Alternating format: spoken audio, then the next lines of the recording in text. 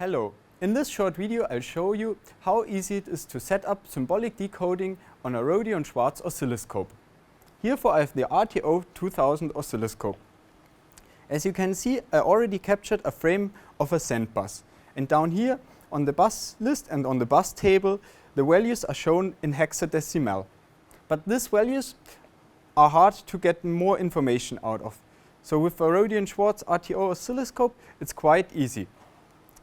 You only have to push on the protocol button, and then down there you have to load the send label, also the send file, into your oscilloscope, click on apply and minimize the field. And then here you easily see the decoded or the symbolic data of the send bus.